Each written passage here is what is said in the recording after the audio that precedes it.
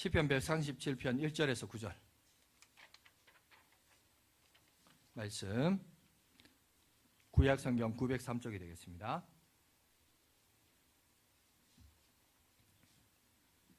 제가 봉독해 드리겠습니다. 우리가 바벨론의 여러 강변 거기에 앉아서 시온을 기억하며 울었도다. 그 중에 버드나무에 우리가 우리 수금을 걸었나니 이는 우리를 사로잡은 자가 거기서 우리에게 노래를 청하며 우리를 황폐하게 한 자가 기쁨을 청하고 자기들을 위하여 시온의 노래 중 하나를 노래하라 함이로다. 우리가 이방 땅에서 어찌 여호와의 노래를 부를까? 예루살렘아, 내가 너를 잊어진대 내 오른손이 그 재주를 잊을지로다. 내가 예루살렘을 기억하지 아니하거나 내가 가장 즐거워하는 것보다 더 즐거워하지 아니할진대 내 혀가 내 입천장에 붙을지로다. 여호와여, 예루살렘이 멸망하던 날을 기억하시고 에돔 자손을 치소서. 그들의 말을 헐어버리라 그 기초까지 헐어버리라 하였나이다. 멸망할 땅 바벨로나, 내가 우리에게 행한 대로 내게 갚는 자가 복이 있으리로다. 내 어린 것들을 바위에 메어치는 자는 복이 있으리로다. 바벨론 수로 건설 현장에서 그들이 하나님 앞에 기도하는 내용을 이제 시편 137편이 있습니다. 그걸 노래를 했는데, 우리가 지난주까지 이제 건강한 자존감에 대해서 얘기를 했습니다. 건강한 자존감을 가지려면 하나님의 형상을 따라 지음받았기 때문에 우리가 하나님이 누구신지를 알면 내 자아를 잘 이해하고 받아들일 수 있다, 이 얘기를 했어요. 그러면 하나님을 알아야 된다. 그러면 하나님을 어떻게 아느냐? 지난주에 말씀과 기도로 하나님과 친밀감을 가지고 알 수 있다. 그런데 거기서 이제 인격적인 하나님, 인격적이란 말을 얘기했습니다. 어떤 한 인격체를 안다라고 할 때, 인격체는 이제 인간도 인격체잖아요. 불완전하지만 할 때는 인격체입니다. 어떤 한 사람을 살 때도, 알아갈 때도 기계적으로 아는 게 아니에요. 1 더하기 1은 2다 이런 식으로 아는 게 아니라 그 사람과 오랜 세월 함께 생활하면서 함께 지내온 세월이 많으면 많을수록 그 사람에 대해서 이제 아는 거죠. 하나님도 마찬가지랍니다. 우리가 기도 몇 번 하고 성경 한두 번 읽었다고 내 하나님에 대해서 다 안다, 그게 아니에요. 여러분, 성경도 읽고 말씀도 보고 삶의 부조리도 보고 앞뒤 말도 안 되고 이런 현상과 내 삶의 모순도 보고, 그죠? 내 삶에 형통해야 되는데 형통하지도 않고 막 이런 것들이 다 섞여 있는 거예요. 그런 섞인 것들을 다 경험하고 나서 그 지난 세월을 보내고 나서 그래서 그 하나님을 우리가 경험하는 겁니다. 그러니까 여기서 이제 뭐가 필요하느냐? 어떤 한 인격적인 존재를 알 때 시간이 필요하는 거예요. 시간이. 그죠? 얼마나 많은 시간을 함께 공유하고 보내느냐. 그게 그 상대방의 대상을 알고 이해하는 데 도움이 된다는 겁니다. 그래서 이 시간, 그 시간이 연결이 돼서 여러분 긴 시간, 이 긴 시간을 우리가 뭐라고 부릅니까? 역사라고 부릅니다. 역사. 역사를 영어로 히스토리라고 하죠. 히스토리는 어디에 나온 합성어냐면 he 플러스 스토리예요. he가 여기 근데 이제 대명사 he를 써서 하나님을 말합니다. 하나님의 스토리, 하나님의 이야기, 하나님의 서사. 그게 뭐냐? 그게 역사라는 거예요. 그러니까 오랜 역사를 통해서 하나님이 자기가 누구이신가를 보여주셨어요. 그러니까 우리는 하나님을 어떻게 알 수 있습니까? 긴 시간과 역사를 통해서 하나님께서 자기를 계시해 보이셨고 우리 가운데 이야기하셨습니다. 그게 바로 구약 성경이에요. 그리고 우리는 구약 성경을 통해서 왜 남의 나라의 역사를 통해서 우리가 하나님을 경험하냐? 왜? 긴 역사적인 사건을 통해서 그분이 누구신지, 어떤 계획을 갖고 계신지, 또 어떻게 우리 삶을 이끌어 가신지를 얘기하고 있습니다. 아까 우리 뮤직비디오를 봤습니다. 그죠? 보니 엠이라는 가수들입니다. By the Rivers of Babylon이라는 노래를 불렀는데, 우리가 이제 옛날에 이게 이제 영어에 대한 지식이 없고 그냥 곡만 이렇게 들으면 아주 신나죠. 신나서 이제 흔히 말하는 포크 댄스, 요즘은 라인 댄스라고 하죠. 여자들이 막 스텝을 막 밟으면서 옛날 분들 막 그걸로 춤추고 막 이랬는데, 가사 막 보셨죠? 가사 보니까 어떻습니까? 춤추는 내용은 아니에요. 그죠? 상당히 서글픈 내용입니다. 눈물이 나는 그런 내용입니다.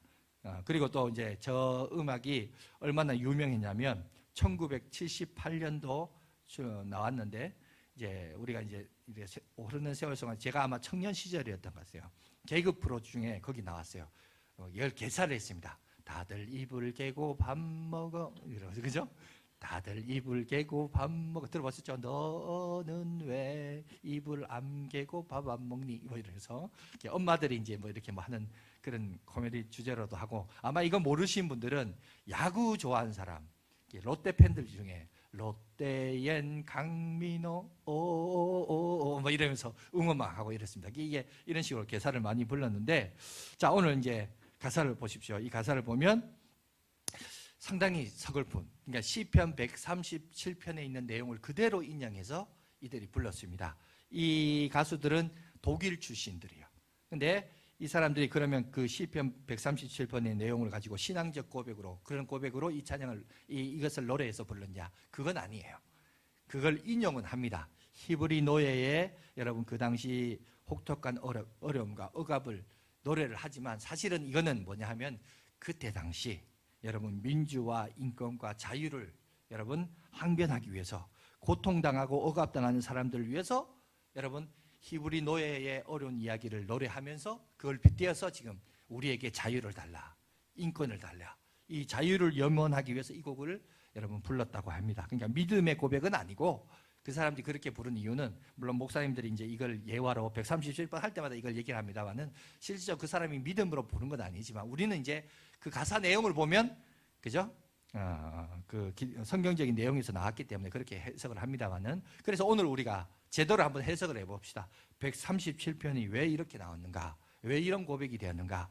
아까도 말했지만 하나님을 알아가는 데 있어서의 그분의 스토리, 그분의 서사, 그분의 이야기를 통해서 무슨 얘기를 하고 싶어 하시는가, 이걸 우리가 조금 알아보는 그런 시간이 되었으면 좋겠는데, 학자들마다 조금 의견은 다르지만 어떤 학자는 포로 생활 중에 이것을 노래했다라고 하는 사람이 있고, 어떤 사람은, 어떤 학자는 그게 아니라 지난 포로 생활을 기억하면서 예루살렘에서 그것을 기록했다, 이렇게 학자들마다 의견은 다릅니다. 중요한 것은 뭐냐? 포로 기간 중에 그들이 고통당했고 울분지었던 표현을 오늘 성경은 우리 가운데 이렇게 우리에게 표현을 하고 있다는 거죠. 그리고 나서 중요한 것은 뭐냐? 그들의 그 고백이 오늘 우리 이 시대를 살아가는 우리들에게 그러면 이건 또 어떤 의미로 해석되고 받아들여야 되느냐? 이거에 이제 제일 중요한 거죠. 그죠? 그래서 그걸 한번 생각해 보는 시간을 갖도록 하겠습니다. 자, 1절 보십시오. 우리가 바벨론의 여러 강변 거기에 앉아서 시온을 기억하며 울었도다. 그런데 이게 이제 세번역 성경에는 여러 강변을 뭐라 하냐? 강변 곳곳에서, 여러 강변도 맞는 말이고 강변 곳곳에서 뭐 비슷합니다. 그런데 좀 어감상 다가오는 것은 세번역이 더 맞는 것 같아요. 그러니까 뭐냐면은 여러 강변들, 강들 사이에서 그들이 노래하며 울부짖었다는 겁니다. 여러분, 이 바벨론은 메소포타미아 문명이었습니다. 성경의 창세기에 등장하는 바벨탑이 등장했던 그 지역, 그 문명 위에 세웠던 찬란한 문명이었습니다. 그렇기 때문에 그 당시 유명한 티그리스 유프라테스 강을 주변으로 수로 공사를 하기 위해서 세웠구나, 이렇게 생각하기 쉬운데, 그거라기보다는 더 정확하게 이걸 해석하려면 뭐냐면, 그들이 만들었던 찬란한 문화 가운데 바벨론의 수로 공사가 있어요. 우리 세계 7대 불가사의 중에 하나라고 하는 바벨론 공중궁전이 있습니다. 그거 한번 보여주시겠어요? 이미지. 마치 저렇게 건설을 했어요. 저게 왜 화려하냐? 왜냐하면요, 물은 여러분 잘 알듯이 위에서 아래로 흐릅니다. 그죠? 그런데 물은 위에서 아래로 흐르는데, 저기 이제 그림에도 나와 있지만, 저 물이요, 건설 현장에서 보면 저 꼭대기에서 물이 이렇게 흘러내려와요. 그럼 꼭대기에 물이 있어야 되잖아요. 그러면 밑에 있는 물을 위로 끌어올려야 됩니다. 그때 당시 기술로 볼 때는 어떻게 그 밑에 있는 물을 위로 끌어올렸을까? 그게 너무 신기한 거예요. 근데 그런 건설을 한 데 있어서 누가 했냐? 이 히브리 사람들이 건설 현장에서 그 노동을 했던 거예요. 그 일을 해서 여러분 저런 건축술이 나온 거예요. 그래서 세계에서도 지금이야 뭐 펌프를 돌려서 물을 끌어올릴 수 있지만, 옛날에는 펌프라는 기계도 없잖아요. 어떻게 저렇게 저 높은 곳에 물을 끌어서 위에서 아래로 흐르게 했을까? 물이 계속 노예들이 물이 계속 나르느냐? 그건 아니란 거죠. 어떤 기술이 있었길래 자연스럽게 저 높은 건물 위에 물이 흘러넘쳐서 저 아래까지 흐를 수 있느냐. 저게 이제 신기하잖아요. 새로운 건축술이라는 거죠. 저걸 이제 얘기를 하고 있는데 저 건축 현장에 누가 있었냐? 바로 이 히브리 노예들이 있었다라는 것을 얘기하고 있고, 뿐만 아니라 실제로 텔 아비브라고 합니다. 그들이 거주하면서 노예를 하면서 저런 건축 현장을 하기 위해서 텔 아비브라는 곳에서 그들이 여러분 노동을 감당했기 때문에 나중에 독립이 되고 이스라엘이라는 땅을 그들이 차지하게 되면서 팔레스타인에 여러분 지중해 해변 한 곳을 이름을 텔 아비브라고 이동을 했어요. 한번 지도를 잠깐 보여주시겠어요? 저기 빨간색 박스 반짝인 거 있죠? 밑에 초록색은 지금 뉴스에 나오는 가자지구입니다. 그 위쪽에 보면 거기를 텔 아비브라 합니다. 저 이름이 어디서 나왔냐? 바로 저 바벨론으로 끌려가서 노예 생활했던 그 노예들이 살고 있었던 지역이 텔 아비브였어요.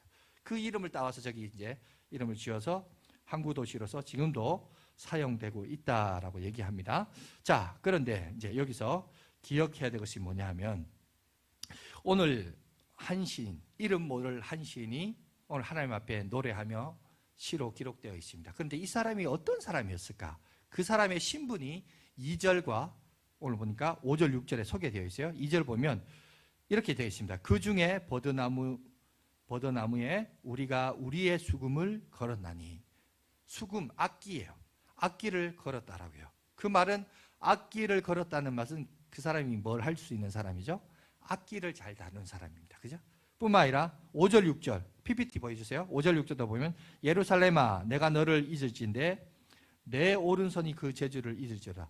왜 오른손이 재주를 잊는다? 악기를 다루는데 무슨 손으로 악기를 칩니까? 오른손으로 친다는 거죠. 그 재주를 잊을지어다. 내가 예루살렘을 기억하지 아니하거나 내가 가장 즐거워하는 것보다 더 즐거워하지 아니할진데 내 혀가 내 입천장에 붙었다. 내 혀가 내 입천장에 붙었다. 말은 뭐냐? 헝어리가 되었다는 말이에요. 그러니까 이 사람은 뭐 하는 사람이냐? 악기를 잘 다루고 노래를 전문적으로 잘하는 사람이었던 거예요.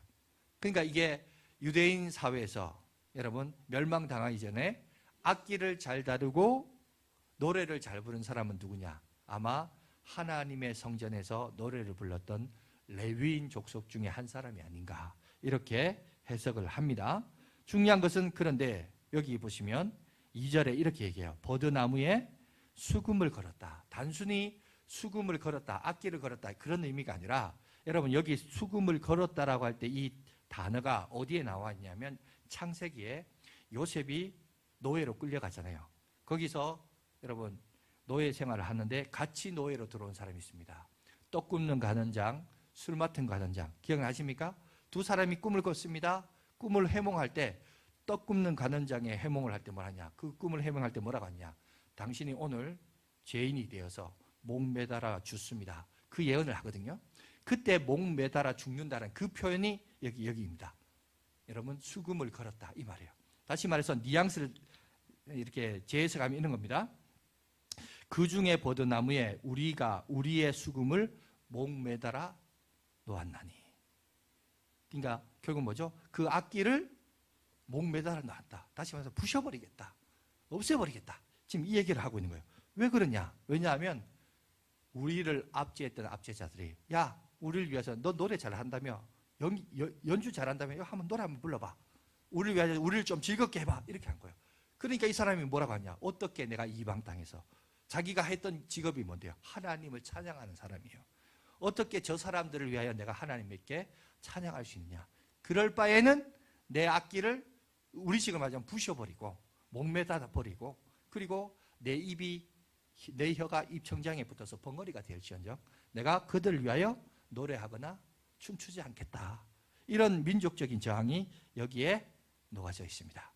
이해가 되십니까? 지금 이 사람들의 지금의 정서와 서러움을 고스란히 여기에 이제 녹아져 있죠.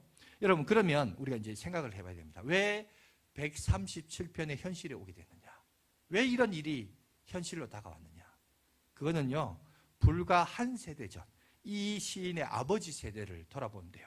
성경에 예레미야 선지자가 이거에 대해서 얘기합니다. 예레미야 5장 1절 한번 보여주시기 바랍니다. 한번 다 같이 읽어봅시다. 시작. 너희는 예루살렘 거리로 빨리 다니며 그 넓은 거리에서 찾아보고 알라. 너희가 만일 정의를 행하며 진리를 구한 자를 한 사람이라도 찾으면 내가 이 성읍을 용서하리라. 오늘 예레미야가 경고합니다. 그죠? 이 성읍에 한 사람이라도 의인이 있으면 내가 용서하겠다. 근데 의인이 없어요. 그러니까 계속해서 경고합니다. 5장 보십시오. 5장 30절, 31절 보십시오. 다 같이 읽습니다. 시작. 이 땅이 무섭고 놀라운 일이 있도다. 선지자들은 거짓을 예언하며 제사장들은 자기 권력으로 다스리며 내 백성은 그것을 좋게 여기니 마지막에는 너희가 어찌하려느냐. 여기 보니까 바벨론 침공 직전에 예루살렘 상황을 얘기하는데 선지자는 거짓말해요. 여러분, 제사장은 자기 권력으로 다스려요. 근데 문제는 뭐냐? 더 심각한 건 그 다음이에요. 이 선지자들과 제사장들이 여러분 저렇게 활개를 칠 수 있었던 이유는 세 번째입니다. 백성들이 뭐 했다고요? 그것을 좋게 여겼다는 거예요. 이게 심각한 거예요. 불의를 행하는데 불의를 좋게 여겨요. 그죠? 진리를 행하지 않고 그릇된 행동을 하는데 그거를 좋아해요. 그걸 좋게 여겨요. 이게 심각한 거죠. 여러분, 우리가 신앙생활을 하면서 어쩌면 이 교훈은 우리들에게도 그래도 그대로 적용이 되는 말씀입니다. 그죠? 멸망당하기 전에 그들이 보니까 여러분 선지자, 하나님의 대언자, 뭐 오늘날 우리 치면 목회자가 되겠죠. 목회자가 거짓말해요. 거짓을 예언해요. 근데 그걸 교인들은 더 좋아해요. 목사님, 뭐 그게 뭐겠어요? 거짓말이라는 게 뭐 예수 믿어서 성공했다, 나 예수 믿어서 이런 은혜 받았다, 뭐 남들 앞에 가시적으로 보여지는 뭐 간증이 있겠죠. 근데 그게 진짜냐는 거예요. 그게 진짜 그렇게 일어난 역사라는 거예요. 아니란 거죠. 포장한 거죠. 좋게 말해서 포장한 거고 미화시킨 거. 근데 그게 사람들은 좋다라는 거야. 아, 그런 간증이 좋다는 거죠. 그게 막 나한테 도전이 된다는 거예요. 근데 중요한 건 뭐냐면 그게 실제 역사가 아니란 겁니다. 우리는 자꾸 이렇게 조작되고 미화되고 만들어진 이야기를 좋아해요.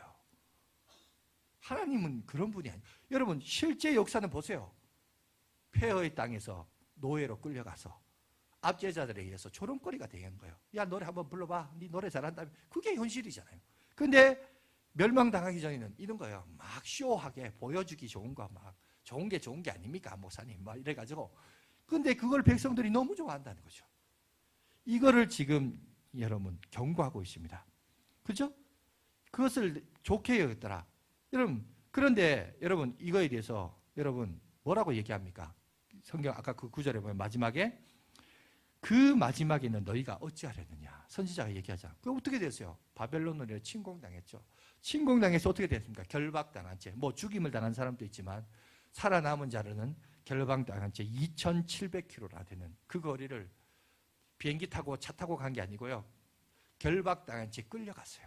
걸어갔다는 거예요. 그냥 걸어갔습니까? 노예 상태로 끌려갔다는 거예요. 여러분 2,700km나 되는 그 길을 걸어가서 바벨론 땅에 거하면서 거기서 수로 공사에서 강제 노역을 지금 당하고 있더라. 지금 그 얘기인 겁니다. 잡혀오기 전의 상황을 얘기합니다. 잡혀오기 전에 뭐 했냐? 우상을 숭배하고 성공 신화에 빠져서 나 이거에가 성공했다. 나 이래서 잘 산다. 나 이래서 200만, 300만짜리 백 입고 옷도 막 수백만짜리 옷 입고 좋은 차 몰고 나 이렇게 살아. 이렇게 자랑하는 거예요. 그러면서 하나님이 내게 주셨습니다. 막 간증하고 막 이래요. 그럼 할렐루야 막 박수 치고 막 좋은 게 좋은 거잖아요. 그 얘기 들으니까 백성들은 또 그걸 뭐 한다고요? 좋게 여겼더라. 이런 거예요 지금. 그러니까 하나님이 그런 신이냐는 거죠. 하나님이란 하나님은 얘기는 하지만 하나님과 천지신명과 별 차이 없어요. 그걸 지금 성경은 우리 가운데 얘기하고 있습니다. 그래서 멸망당한 거예요. 왜? 사실은 이게 왜 더 심각하냐면 기원전 722년에 여러분 북이스라엘이 멸망을 당합니다. 아술에 의해서. 그들도 거기 선지자들의 경고와 돌아오라고 메시지를 던졌으나 돌아오지 않자 여러분 우상 숭배에 빠졌던 북이스라엘이 멸망당한 걸 남유다가 봤어요. 봤으면 그들이 깨달아야 되잖아요. 그런데 586년에 같이 망합니다. 왜? 똑같이 우상을 숭배해서. 그래서 결국은 넘어져요. 그것을 봤음에도 불구하고 왜 똑같은 상황에 여러분 놓여지게 되었냐는 거죠.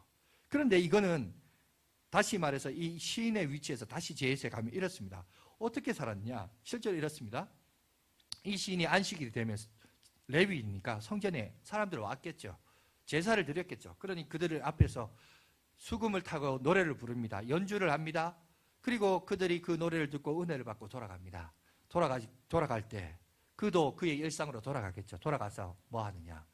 성전에서는 하나님을 찬양하고 노래했지만 삶의 현장에서는 그냥 세상 사람하고 똑같이 살았다는 거예요. 똑같이 살면서 세상 사람들이 추구하는 가치관을 쫓아서 살아가고 그 의미를 추구하고 살았다는 거예요. 그거를 오늘 예레미야가 말합니다. 7장 4절, 9절, 10절에 이렇게 얘기하고 있어요. 잠깐 보여주세요. 한번 다 같이 읽어봅시다. 시작. 너희는 이것이 여호와의 성전이라, 여호와의 성전이라, 여호와의 성전이라 하는 거짓말을 믿지 말라. 너희가 도둑질하며 살인하며 간음하며 거짓 맹세하며 바알에게 분향하며 너희가 알지 못하는 다른 신을 따르면서 내 이름으로 일컬음을 받는 이 집에 들어와서 내 앞에 서서 말하기를 우리가 구원을 얻었나이다 하느냐. 이는 이 모든 가증한 일을 행하려 함이로다. 이 얘기인 거예요. 똑같아요.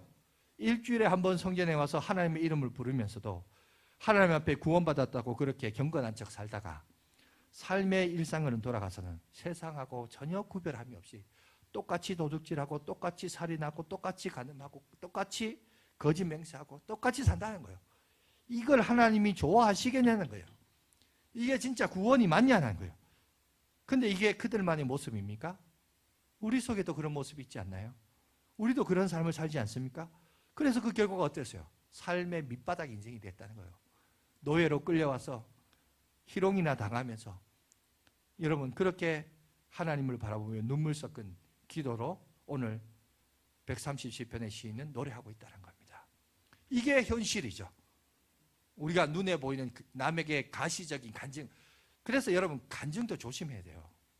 간증을 하라 그러니까 뭔가 막 우리 자꾸 그렇게 하고 싶거든요. 자꾸 자기 집안을 미화시키고 싶고 그냥 있는 그대로 하나님의 역사를 봐야 되는데 그렇지 않고 거기다 자꾸 막 미화시키려고 아름답게 꾸미려고 해요. 그러다 보면 모순이 되는 거예요. 그렇게 살다가 지금 현실을 보라는 거예요. 노예로 끌려와서 노역 가운데 행하면서 조롱당하고 멸시당하는 그 서러움을 지금 얘기하고 있습니다. 그런데 여기 보세요. 다시 1절로 거슬러 올라가 봅시다. 이 사람이 이렇게 얘기해요. 우리가 바벨론의 여러 강변에 거기 앉아서 시온을 기억하며 울었다. 여기 보면 시온이라는 단어가 나옵니다. 어떤 지명인 예루살렘이나 유대 땅이나 팔레스타인이나 이렇게 말하지 않고 시온이라는 자이온이라는 단어를 씁니다. 왜 시온이라는 단어를 쓸까? 요새 지금 이스라엘 하마스 전쟁하면서 또 미국계 유대인들 또 유대인을 지지하는 사람을 시오니스트라는 말 들어봤죠? 시오니스트, 시오니즘. 여러분 성경을 읽고 하나님을 믿는 사람은 전부 다 사실은 시오니즘이에요. 시온주의자들입니다. 그런데 시온주의자지만 그들이 하는 방식은 우리가 동의를 할 수 없어요. 뭐냐? 시온주의라는 게 무슨 말이냐면 이 시온은 뭐냐? 하나님의 통치, 하나님의 임재, 하나님의 다스림 이걸 상징하고 있거든요. 그러니까 하나님을 믿고 신앙생활하는 사람은 사실은 다 시온주의자예요. 그런데 우리가 이제 시온리스트를 좀 부정하는 건 뭐냐? 이거죠. 폭력을 가하면서 전쟁을 일으키면서 남을 죽이면서 시온리즘을 하는 것은 이거는 잘못됐다. 그죠? 요거는 우리가 동의할 수 없는 거예요. 근데 이제 미국에 좀 많이 극보수인 시오니스트자들은 이제 전쟁을 치러서라도 그 땅을 정치해야 된다. 뭐 이렇게 하다 보니까 이제 전쟁의 정당성을 이제 많이 따집니다만, 물론 이번에 전쟁은 하마스가 먼저 선제 공격을 했으니까 보복 전쟁으로 하긴 하지만은 중요한 것은 이런 것들을 여러분들이 좀 아셔야 됩니다. 그러니까 여기서 시온을 생각했다. 이 시온이 뭐냐? 하나님의 통치와 다스림을 얘기하는 거예요. 오늘 이 시인이 지금 뭘 얘기하냐? 하나님의 통치와 하나님의 다스림을 바라보면서 그리워하고 있더라. 근데 너무 아이러니한 것은 뭐냐? 아니, 이들이 불과 한 세대 전에 등 따시고 배부를 때는 하나님의 통치와 다스림에는 전혀 관심도 없고 우상에 빠져서, 그죠? 그리고 그들이 요구한 대로 살다가 이제 와가지고는, 그죠? 다 잃어버리고 노예가 되어서 모든 것을 잃어버리고 강제 노역당하면서 세상 사람들로부터 압제를 당했는데, 압제를 당한 그 현실에서 말합니다. 우리가 어찌 이들을 위하여, 이들을 즐겁게 하기 위하여 우리가 노래할 수 있느냐? 우리가 시온을 생각하며 우리가 하나님의 통치와 다스림을 생각하며 그리워하며 눈물을 흘리느냐? 이게 뭐가 말이 안 맞죠, 앞뒤가. 아니, 잘 나갈 때 제대로 잘 섬기지. 잘 나갈 때는 제대로 못 섬기다가 이제 와서 이제 회개하면서 하나님 앞에 울부짖. 이게 여러분 보세요. 이게 뭐냐? 이제 하나님께서 그들을 통해서 올바른 의식과 올바른 자리로 이들을 이끌어 가시는 모습을 오늘 보게 됩니다. 그죠? 여러분 성경 계속해서 보십시다. 4절 말씀 보세요. 우리가 이방 땅에서 어찌 여호와의 노래를 부를까? 하나님의 통치가 아닌 이곳에서 어떻게 소명하며 우리가 살겠습니까? 여러분 이렇게 얘기하고 있습니다. 여러분 여기 기억하십시오. 이스라엘 백성들이 지금 노역하고 있는 노역의 현장은요, 황폐한 땅이 아니에요. 황무한 사막이 아니에요. 여러분 여기 메소포타미아 문명은 세계에서 그 당시 제일 잘 나가던 문명이었습니다. 자식 키우면 세상에서 제일 여러분 좋은 교육 환경에서 자식을 양육할 수 있었던 곳이에요.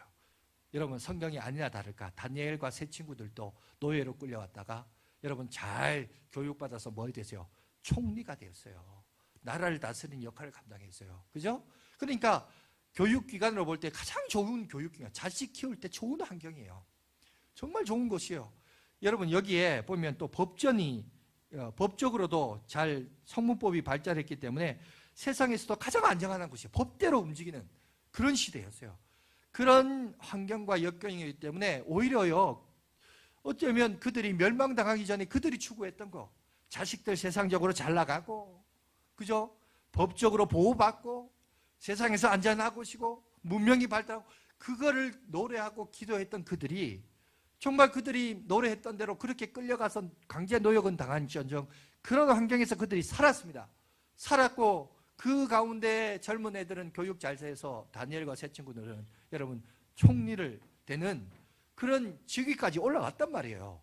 그렇게 보면 얼마나 여기가 좋아요. 그런데 여러분 이들이 뭘 합니까? 거기에 즐거움을 추구하지 않습니다.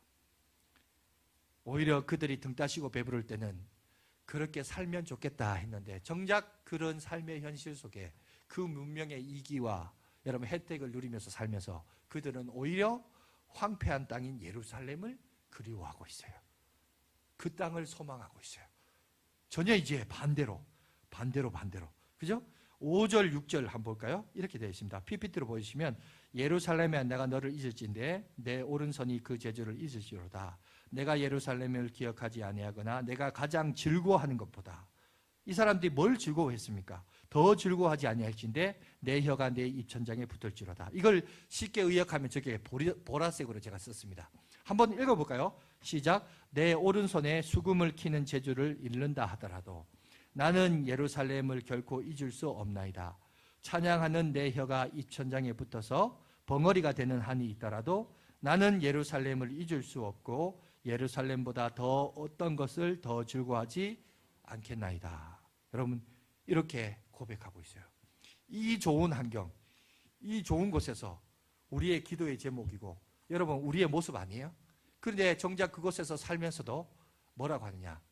그들의 정체성과 그들이 추진해야 될 것이 무엇인지를 오늘 그들이 알게끔, 그죠? 그들의 눈이 영적으로 띄게끔 하나님이 역사하셨습니다. 어떻게 이게 변화될 수 있었느냐? 이걸 우리가 봐야 됩니다. 하나님은 도대체 어떻게 역사하셨는가? 여러분, 고대 전쟁은 우리가 잘 알듯이 지금도 그렇죠. 이스라엘과 하마스의 전쟁을 종교 전쟁이라고 합니다.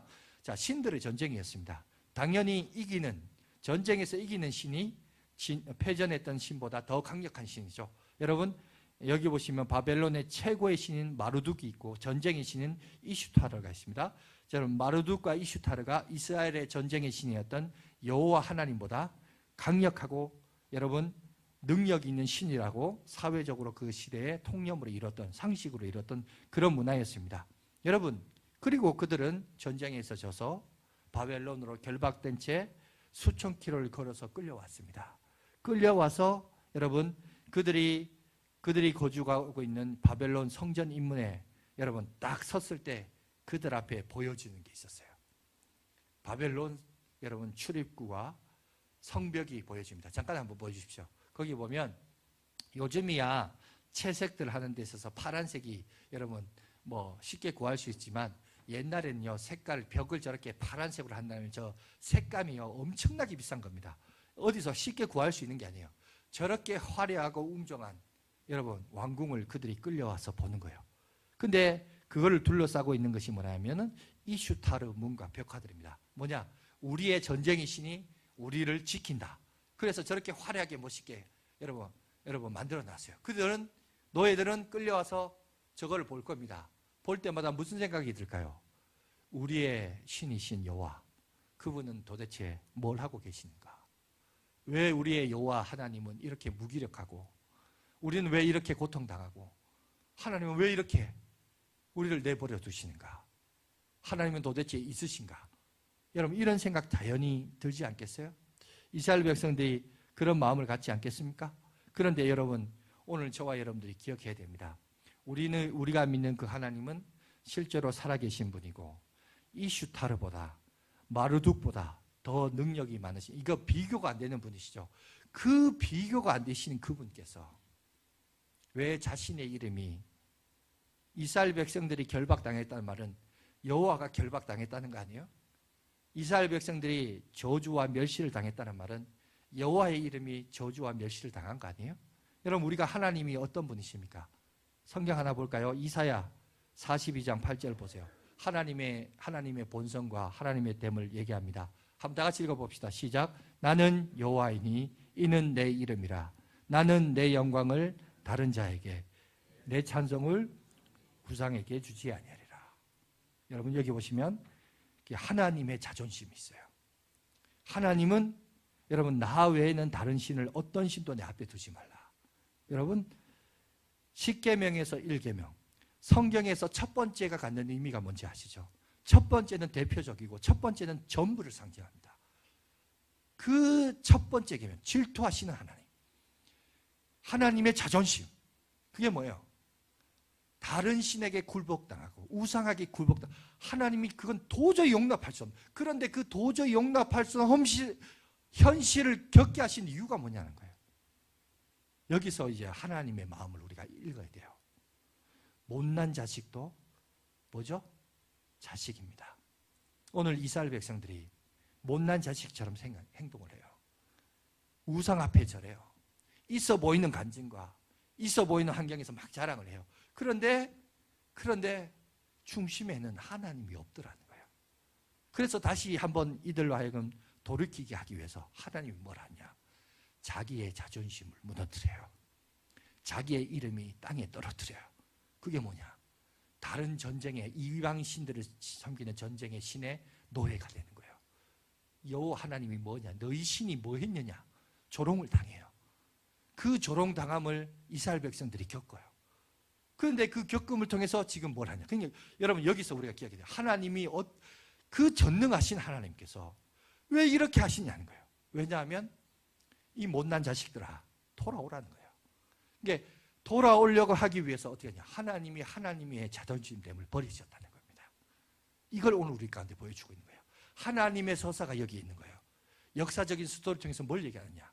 하나님의 서사는 뭐냐? 내가 이방 땅에서 내가 그렇게 시저하는 우상을 두지 말라 그랬는데 내가 어쩔 수 없이 그 우상 앞에 내 이름이 땅에 떨어진다. 하나님의 자존심이 떨어진다는 거죠. 하나님이 무너지는 한이 있더라도 하나님이 원하시는 게 있어요. 그게 뭐냐? 고난당하는 그 현장에서 이들이 나를 그리워하고 나의 통치를 그리워하고 그 나의 시온, 나의 다스림과 통치와 함께 하심을 그리워하도록, 그렇게 그리워하고 돌아오도록 하기를 하나님이 원하셨기에 하나님은 자기의 이름을 버리시는 거예요. 자기의 자존심을 버리시는 거예요. 그게 여러분 바로 성탄절 아닙니까? 그게 바로 예수님이 이 땅에 오신 이유 아닙니까? 여러분 예수님이 이 땅에 오셔서 화려한 메시아였습니까? 슈퍼스타였습니까? 아니요. 초라한 왕이었어요. 황금 면류관을 매신 게 아니라 가시 면류관을 지시고 골고다 언덕에 오르셨어요. 여러분 우리가 착각하면 안 돼요. 슈퍼스타 예수가 지셨어요. 그거 아니에요. 예수가 어떻게 슈퍼스타였습니까? 세상으로부터 조롱당하고 멸시당하고 옷 벗김을 당하고 자기가 만든 피조물에게 벗김을 당하고 수치를 당하고 못 박혀서 죽을 수 있습니다. 그게 성탄절이에요. 그러니까 우리가 하나님의 마음을 알아야 됩니다. 근데 이스라엘 백성들이 그것을 모르고 살았다는 거예요. 그걸 모르고 그냥 물질적인 즐거움, 그냥 내 만족을 위한 즐거움, 그렇게 살았다는 거예요. 그런데 오늘 성경은 뭘 얘기하느냐? 이들의 137편의 예언을 통해서 뭘 얘기하느냐? 돌아오라는 거예요. 돌아오라. 내가 내 전부를 포기하면서 같이 이 못난 자식들아 돌아오라는 거예요.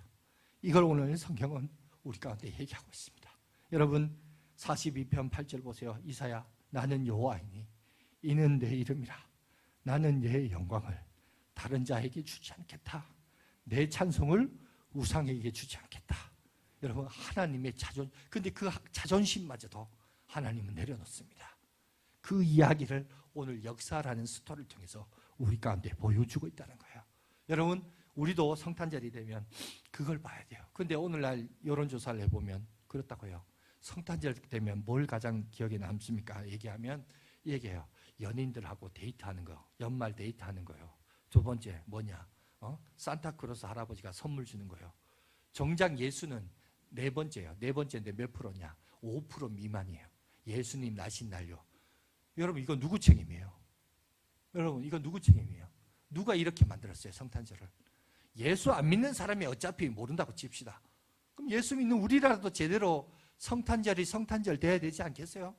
그분의 나신 의미와 그걸 기뻐해야 되지 않겠어요? 언제부터 산타크로스가 주인공이 됐고, 여러분 연인들끼리 여행 가는 게, 연말 여행 가는 게 이게 유행이 됐습니까? 이것부터 하면 벌써 변질돼 버린 거죠. 오늘 저와 여러분들이 오늘 이 시대를 살아가면서 이걸 깨달아야 됩니다. 그러면서 오늘 보십시오. 오늘 이 시인이 얘기해요. 고난과 역경에서 오히려 세상적인 환경은 그를 둘러싼 환경이 더 좋아요.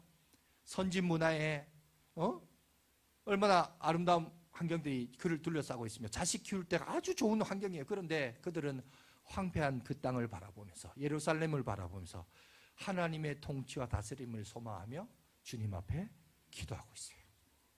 오늘 저와 여러분도 기억해야 됩니다. 우리가 신앙생활 하면서 우리가 하나님 앞에 나올 때 하나님의 통치, 그분의 영광, 이거는 딴소리 듣고 별로 가슴에 와닿지 않고 당장 내 먹고 사는 문제, 그죠? 나의 실존의 고통, 이런 것 좀 하나님 해결해 주시면 고맙겠다, 이런 생각해요. 그러니까 기도합니다. 기도는 하기는 하는데, 여러분 보세요. 그렇게 기도해서 기도 응답 받은 사람 많이 있습니까? 실제로 많지도 않지만 또 기껏해야 기도하는 게 그걸로 이제 기도 많이 합니다. 하는데 문제는 뭐냐? 그럼 하나님이 응답해 주냐? 응답도 안 해줘, 생각처럼. 그러다 보니까 나에게 나타나지도 않고 나한테 무관심하고, 그러다 보니까 야속한 마음도 들고, 그런데 또 교회는 다니니까 자존심 때문에 다니긴 다닙니다. 있는 척, 믿음이 있는 척, 고귀한 척, 하여튼 교회는 다니는데 그렇게 다니다가 1시간, 일주일 가운데 그것도 1시간, 2시간 교회에 있다가 이제 삶의 현장으로 돌아가다 보면 뭐합니까? 똑같아요. 세상 사람하고 똑같은 가치관, 똑같은 기준, 똑같은 기쁨, 그죠? 나를 위하여 1,000만 원, 2,000만 원, 뭐 자전거 사고, 캠핑카 사고, 배 사고, 낚시 사고, 이런 거는 아까워도 교회 아까 말했듯이 이거 봤을 때 여러분 어떤 마음이 들었어요? 무슨 교회가 피아노 사는데 1,000만 원 들고 방송하는데 이런 생각 들죠? 여러분 그건 되게 아까워하잖아요. 나를 위해서는 얼마든지 쓰면서 정작 하나님 위해서 쓰라 그러면 그거 되게 아까워요. 여러분 이게 이스라엘 백성들의 모습하고 우리하고 다를 바 뭐가 있어요? 여러분들이 그렇게 하나님 앞에 그렇게 기도하면서 구하는 기도의 제목들 보세요. 다 뭐예요? 다 이거 아니에요? 취업 문제, 진학 문제, 이성교제, 결혼하면 이제 자식 낳아야 되죠. 취직하면 승진해야 되죠. 대출 받은 거 갚아야 되죠. 지금 뭐 아파트 33평, 20몇 평 하고 건강, SUV 뭐 차 사야 되고 전부 뭐 이런 거 아니에요? 근데 여러분 한번 봅시다. 우리가 취업 안 한 사람이 취업하게 되면 감사하죠. 순간 감사합니다. 그런데 좀 몇 년 지나 보세요. 대리해야 되는데 하나님 대리되게 해주세요. 대리되면 또 감사하죠. 그럼 또 지나보세요. 또 뭐가 돼요? 아 이제 부장 돼야 되는데, 그죠?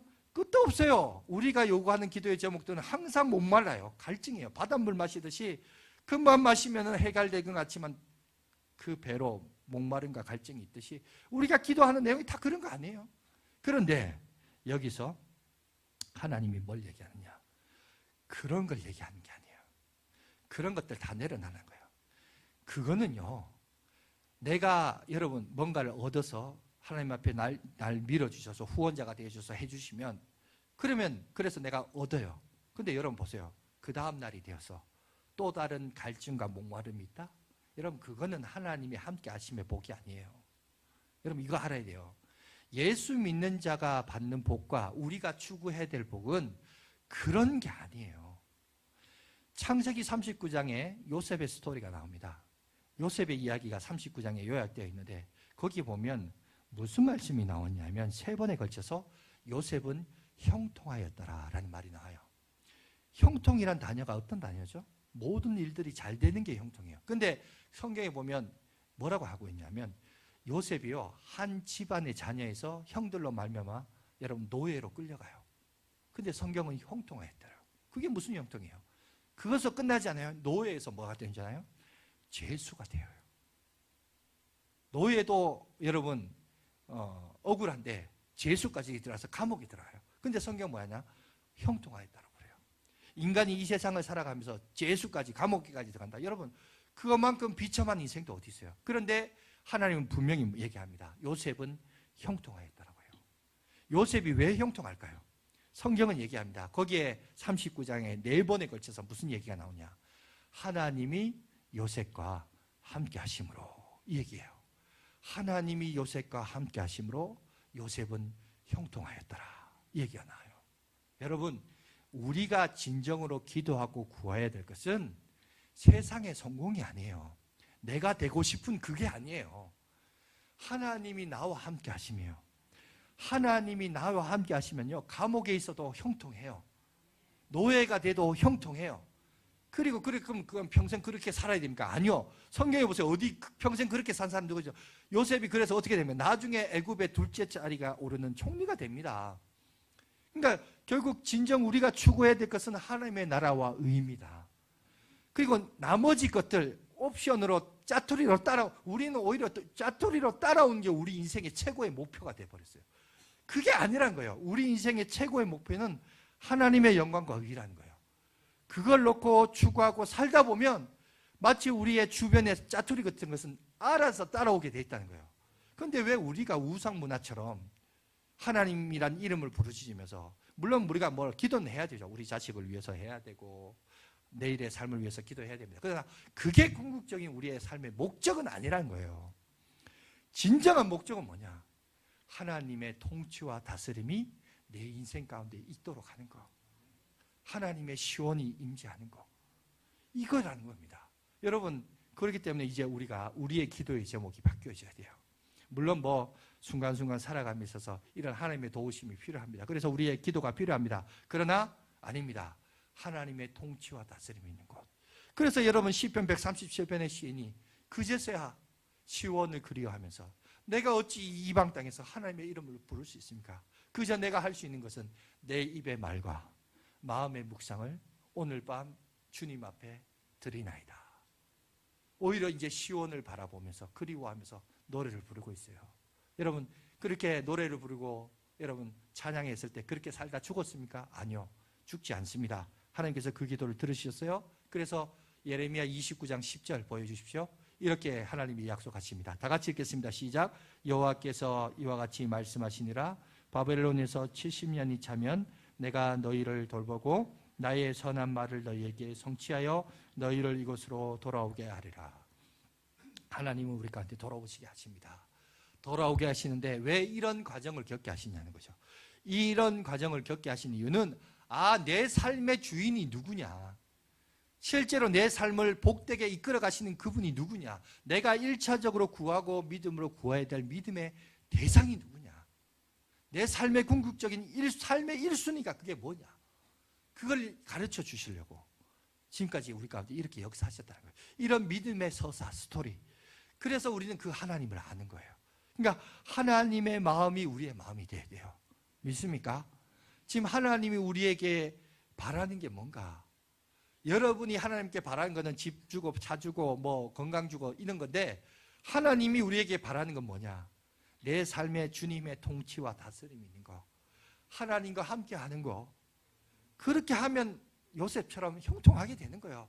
여러분, 우리가 어떤 곳에 있든지 역전시켜 주신다는 거예요. 인생의 가장 밑바닥의 인생에 살았던 요셉이지 않습니까? 근데 가장 높은 곳으로 하나님께서 세워주신다는 거예요. 그게 그 원리가 뭐냐? 하나님의 함께 하심이었다는 거죠. 하나님의 통치가 있는 곳이었다는 겁니다. 오늘 저와 여러분들도 다른 것에 대해서 힘쓰고 애쓰고 노력하지 마시고요. 여러분, 우리가 어떻게 보면 표류하고 방황할 수 있습니다. 그런데 그게 전혀 쓸데없는 인생이 아니에요. 그런 것들을 통해서 히브리의 노래, 이 노래를 통해서 하나님이 뭘 듣고 계십니까? 그 현장에서도 주님의 통치와 다스림을 기억하며 오늘 밤 나의 입술의 고백과 마음의 묵상을 주님 앞에 아뢰나이다. 그저 아뢰나이다. 그런데 그게 그를 회복시키는 중요한 동기가 된 거예요. 이제 노예에서 해방자로서 하나님이 역사하시는 동기가 되었던 것이었습니다. 오늘 저와 여러분들도 진정으로 경험해야 될 것은, 기도해야 될 것은 뭐냐? 그저 내 입술의 말과 그죠? 내 찬양의 고백들이, 하나님 앞에 묵상들이, 마음의 묵상들이 그저 로또 당첨되고 부동산 잘 되고 자식 잘 되고 좋은 차, 이런 마음의 묵상이 아니라 주의 말씀을 생각하며 그것을 다스림을 통한 여러분 마음의 묵상이 여러분 삶 가운데 임하셔서 여러분 그것이 회복되면 나머지 여러분이 그거 추구했던 거요, 그냥 따라오게 돼 있어요. 그 따라오는 거를 추구하지 마시고 떠림이 같은 것에 관심 갖지 마시고 본질을 보라는 거예요. 본질을. 그 본질을 추구하며 살아갈 때 하나님께서 여러분들을 입혀주시고 세워주시고 역사해 주실 줄 믿습니다. 그 믿음대로 살아가는 저와 여러분들 되시기를 간절히 바라겠습니다.